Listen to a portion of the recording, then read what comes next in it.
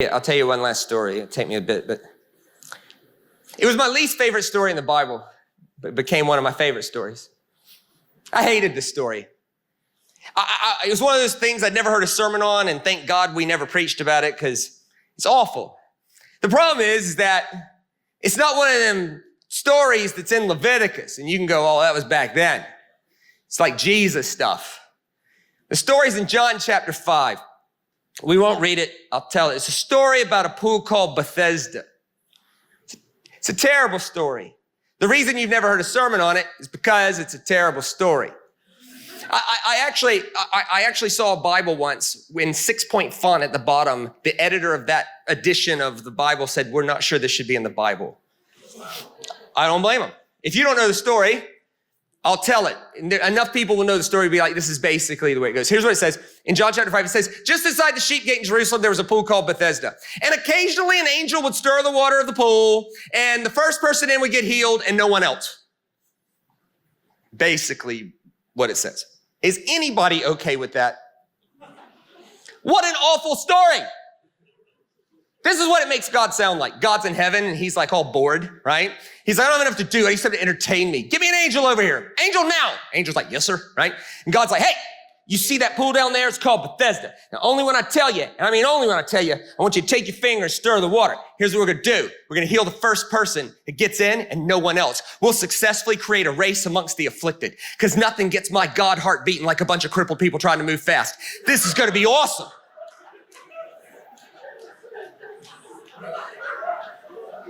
And there's some bookie in heaven going, 20 to win 80, 20 to win 80, 300 to 1. That guy's got no legs, 4,000 to 1.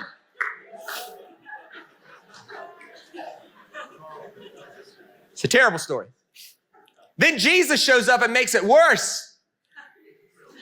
Jesus picks the sickest dude in the whole place, 38 years paralyzed. And he's sarcastic. He's like, what's the matter, bro? The water don't work for you? The guy's like, Rabbi, you know the rules. Only the first one in can get healed. And the jerk with the sore throat keeps jumping in for everybody else. They don't take numbers. I've been here 38 years. No one can help me in. My legs don't work. Oh, boy. I hated that story. If you read that story and loved it, I'd wonder about you. Till I went there. I'll spare you the details. I got invited to study for a week with a top PhD in archaeology and ancient history at the University in Jerusalem. He had listened to something I did, and he invited me to come speak at his synagogue. And I was like, well, why? You've all memorized the Bible.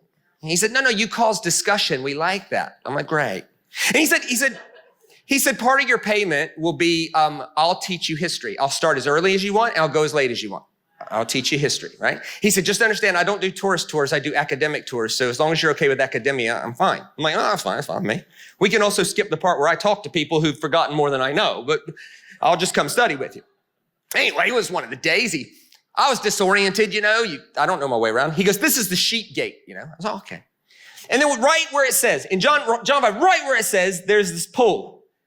And this is how uninterested he was in the pool of Bethesda. Here's what he said. He goes, yeah, that's the pool of Bethesda. All right, walked away. Now, I had a picture in my mind. Everybody does. When you read the story of the pool of Bethesda, everybody has a picture of what it looks like, right? My picture was about the size of this room, and I thought it was about 18 inches deep. Like I thought, well, I mean, if paralyzed people are trying to jump in, you can't have a deep pool.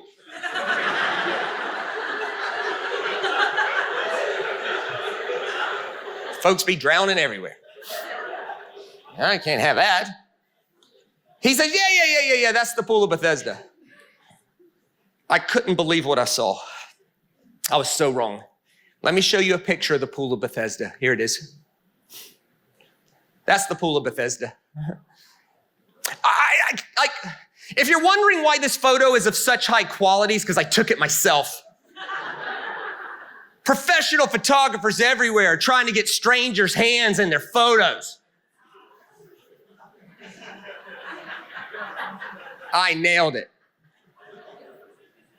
The pool of Bethesda is 100 meters long by 30 meters wide by 40 foot deep. To give you perspective, that is a bridge with a grown man walking across it. He said, yeah, that's the pool of Bethesda. I said, I have a question. He said, sure. I said, how many people died here? He said, what? I said, follow my logic. So you're like, paralyzed and you're sitting on that ledge. And someone says, angels stir the water. And you're like, oh. And you don't realize till you're in the water that you're number 2.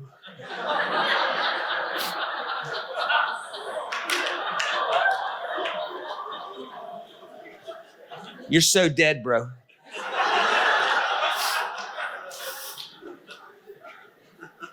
His exact words were, quote, you're joking. Everybody knows this. Yeah. Follow my logic here. If everybody knows something I don't know, that makes me the dumbest person on earth.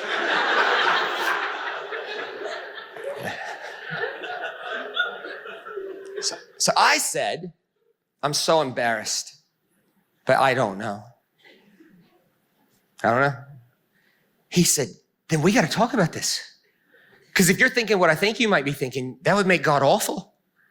I said, yes. He asked me 2 questions. First question, what God was ruling Jerusalem when Jesus walked the earth? The answer, Roman Caesar worship. There was upwards of 40 pagan gods in the Jerusalem area. There was Attis, Adonis, Horus, Mithra, Amun-Ra on the south, the goat god Pan in the north, Serapis. There was all these gods were allowed to operate in the Judean region, okay? Second question, he said, you didn't think the angel in John chapter 5 was the angel of our God, did you?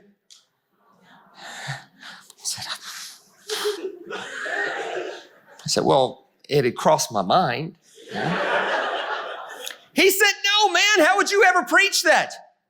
How would anybody ever say yes to a Jesus that reveals a God that treats people like that? I said, I'm with you, man. I just didn't know the alternative, bro. Calm down. He was so disturbed. He said, I'm in my 60s. I've never till right now considered anyone thought that was the angel of our God. He said, it's so obvious I don't even include it on the tour. I was like, you must start including this one on the tour, bro. He said, no, I'm serious, Shane. Are there people in this world that think John chapter 5 is about our God? I said, there's a few. There's a few. Mostly Kiwis, mostly. It's mostly New Zealand. He said, no, man. He said, Bethesda was the headquarters to the pagan worship of the Greek god of healing, Serapis. He said, this was like the temple, where you're standing is the ancient ruins of the temple of Serapis in Jerusalem. And the deep pool that you're looking at right now was the front yard, like the resort area for the in crowd, right? But that pool would regularly overflow, which caused a water problem. So here's what they did. They dug a tunnel underneath the temple and created a smaller pool in public that acted as a flood catchment or a flood deterrent, right? When the water in that pool got too high, they just pulled a lever and it would move underneath the pool to the smaller pool where everybody else was allowed to be. Only the in people were allowed in that one. The public was allowed to hang out in the small pool. Let me show you a picture of the small pool. Here it is. Here's all I did was turn around and take a picture. That's the small pool, right? And as you can see, it's about the size of this room. It's about 2 feet deep. It's about what I expected. But follow me here. If you're taking water from the big pool and putting it underneath the temple to the small pool, what's going to happen to the water in the small pool? It's going to stir up. So the Roman officials and the priests of Serapis got together and said, hey, let's tell the people it's the angel of Serapis healing, stirring the water. And we'll say only the first one gets healed. And the sick, the poor, the marginalized, the afflicted will pay us a monthly premium every month to sit the closest to the pool.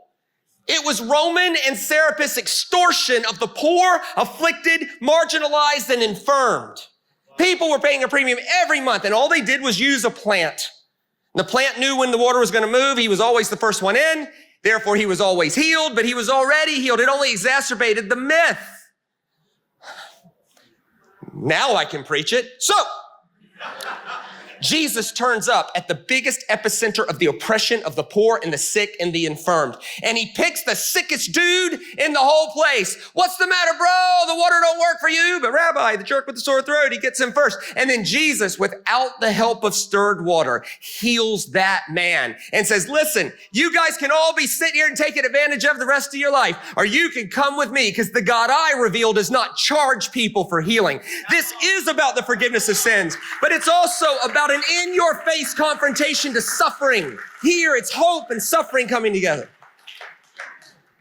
He got to the end of the story, and I was like, everybody knows this?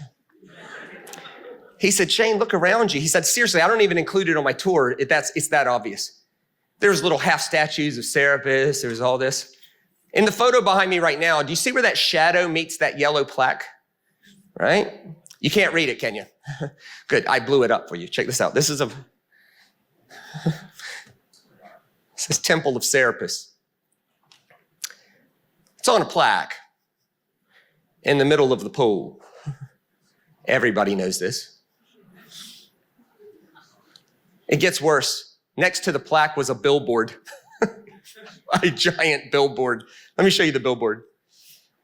Oh, yeah. See where it says Bethesda? It even references John chapter 5. Pagan, medicinal baths. Pagan, medicinal baths. It's on a billboard next to the plaque in the middle of the pool. Everybody knows this. Which leads me to this question. If we were wrong about Bethesda, what else could we be wrong about? Maybe we need to open more conversations about God instead of closing them down. Maybe we need to have a spirit of learning, a spirit of being a student, right?